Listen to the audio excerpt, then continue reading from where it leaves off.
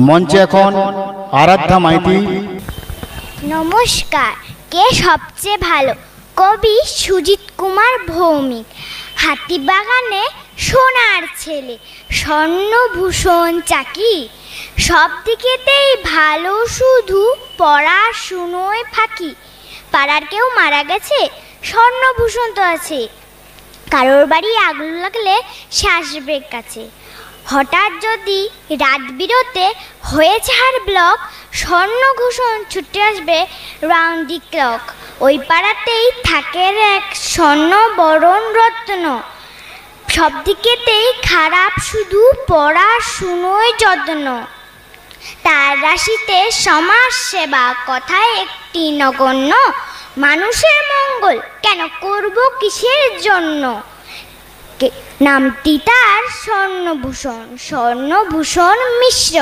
কেউ কেউ বলে বামবনবাড়ি এ উজ্জ্বল দৃশ্য।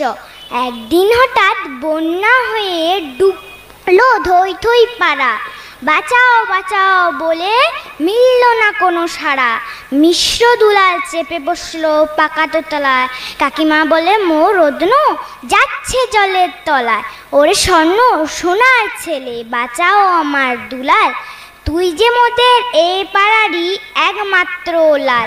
পাগল নাকি যাব না আমি, বলো অন্যজনে, হয়তো আসবে বাঁচাতে তোমায় তোমার কথা শুনে। এমন সময় তীর কান বেগে ছুটে এলো চাকি, কোলে দিল বাচ্চা তুলে। এ কেমন দৃশ্য, এ কি! সবাই এবার বুঝে গেল কে সবচেয়ে ভালো। পড়াশুনো আসল নয়, সমাজ সেবাই ভালো। নমস্কার।